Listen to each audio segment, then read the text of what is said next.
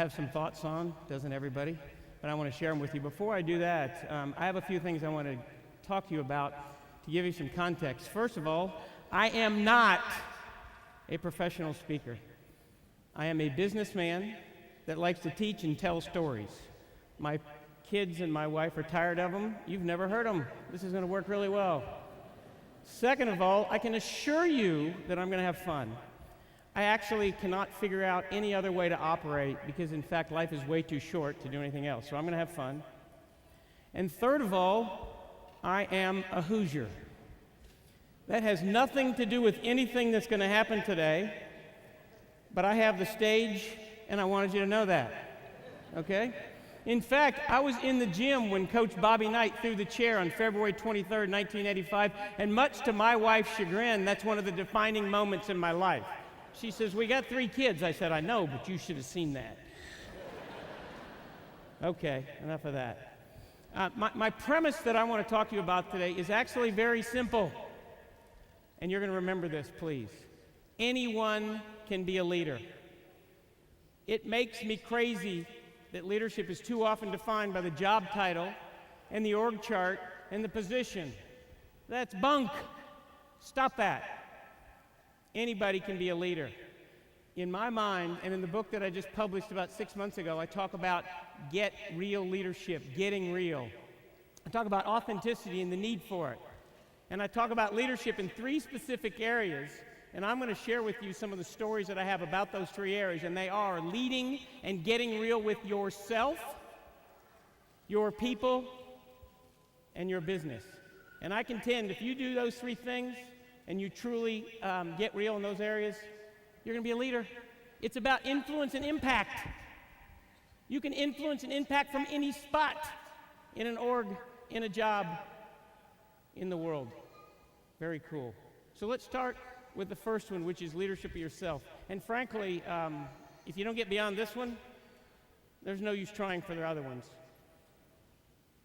If your actions don't match your words, if you don't get real with yourself, if your brand is not a good one, it's not going to work. I grew up at Procter & Gamble. I spent 7 years there.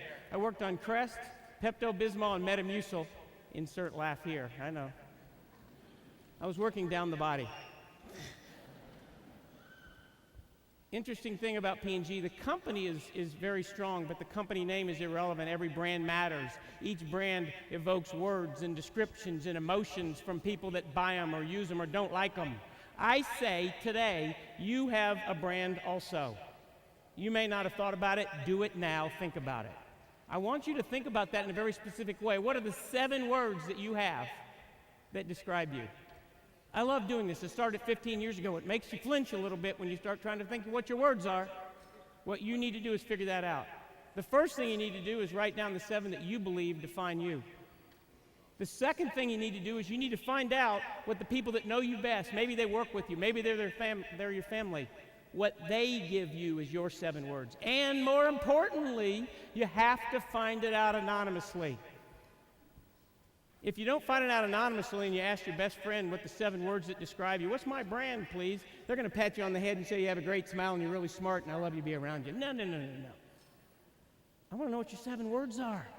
Someone that hires you may want to know what your 7 words are. Somebody that wants to promote you. Doesn't matter to me.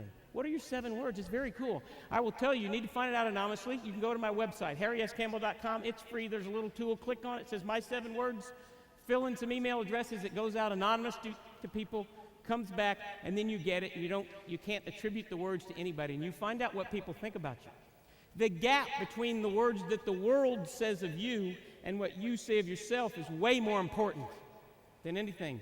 Your self-awareness and your ability to figure out who you are is critical. What are your 7 words?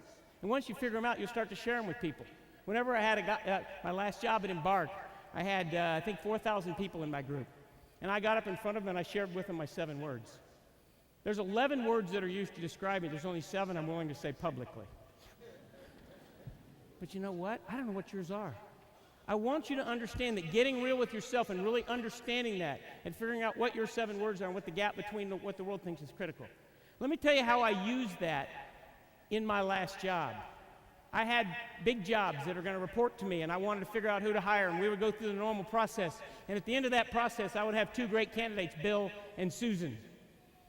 I found 5 people that knew both those folks very well. And at 8 o'clock at night, this is what I did. They were both internal folks. I called 5 people, and I said, here's the job that I'm hiring for. You know Bill well. Send me a voicemail with Bill's 7 words. And I always had to say, and I did the same thing for Susan, and I always had to say, by the way, I'm not looking for a phone call. I don't want sentences, and I don't want an email. I want 7 words. It is amazing what comes back. Here's what I'm going to ask of you. If you were going to be one of those 2 people and you were trying to get that job with me, who would I call? I'm finding out people that know you well. Who would I call? You don't get to tell me. Who would I call, and what would they say? I will give you a warning here. This is very important. The first time you do this, if you try it and you do it anonymously, it's not fun. You're going to find out 7 words, and if you're like everybody else, you're going to love 5 of them. You're going to completely disagree with 1, and you're going to try to find out the person that said it. There's no way. That is not me. And you're going to hate 1, even if it's true. It's kind of a wild concept. I love doing it.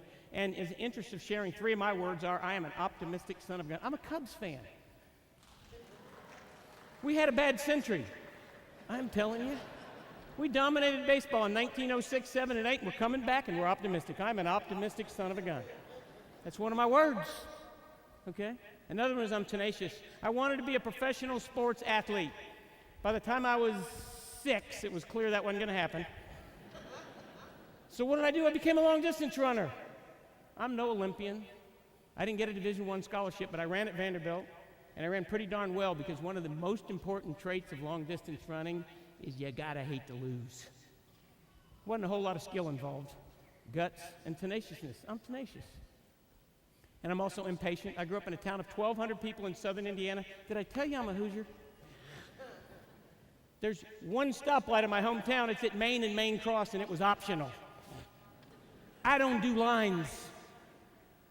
3 people's a line, I don't do it. Absolutely, positively. That's me. I'm not proud of that. It's my brand. That's what people said about me. I want you to understand that. Getting real with yourself, leading yourself, is the foundation of this for leadership. Second one is getting real with people. I'm going to implore upon you to not think about this and worry about it in terms of people that work for you. In fact, getting real with people beside you and even managing the boss or somebody above you is just as important.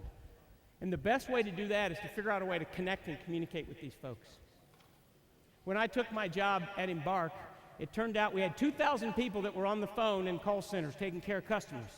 And we had a great rule. They said, if you're not in your seat by 8:05, you are tardy. And if you get 3 tardies, you get an occurrence.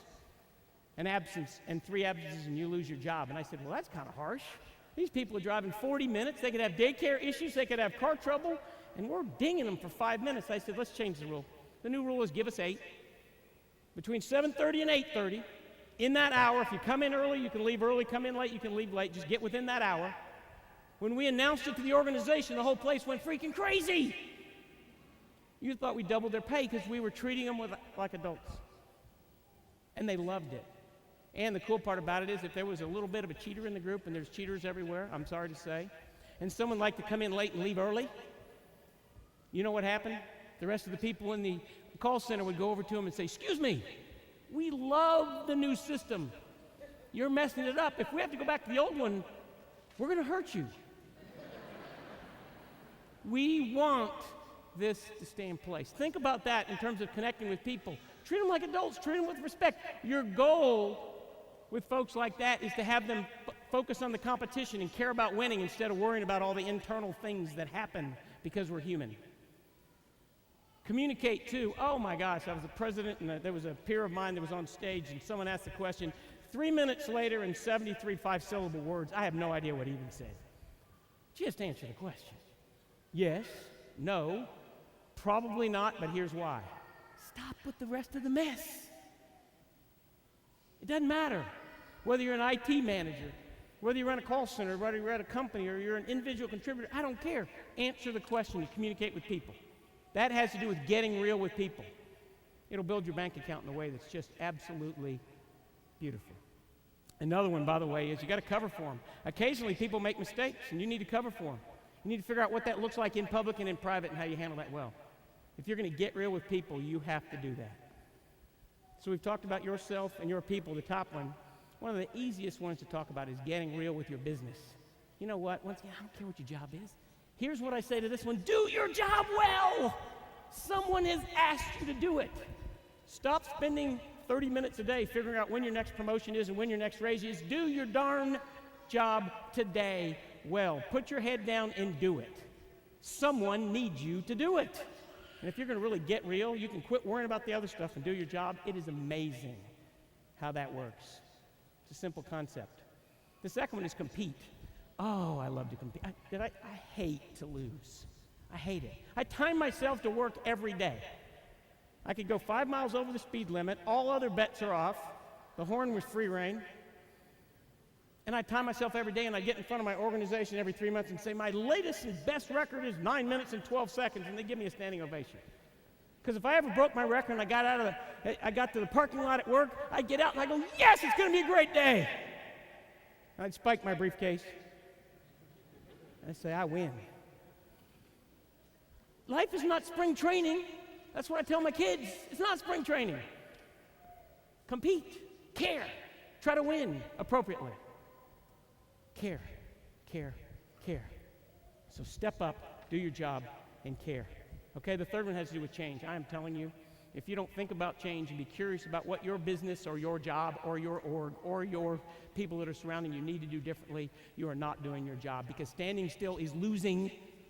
Everybody else is trying to go by you. They're trying to smoke you. And if you do that well, you will win. It's extraordinarily important to be the person that embraces change, sees change, but you can't stop there. You have to go one step further. You got to be the person that drives it, drives it, drives it. So from a pyramid standpoint, the foundation of getting real and being a leader and maximizing your influence and impact is getting real with yourself and has you with your personal brand. I hope at least one person, if not every one of you, tries to figure out what your 7 words are, because that may matter sometime when you're in an interview and you say, hey, you know what? Here's who I am. This defines me. I am unique. Diet Coke and Diet Pepsi are not the same product. You are not the same as someone else. Figure it out. Get real with yourself. You get real with your people, and it has to do with connecting and communicating. Dropping the barriers, lowering the anxiety, trying to figure out how you can make the energy go outward, not yakking around internally, which is what happens in a lot of places. Okay? And then finally, with your business, do your job. Do your job. If you do that, amazing things can happen.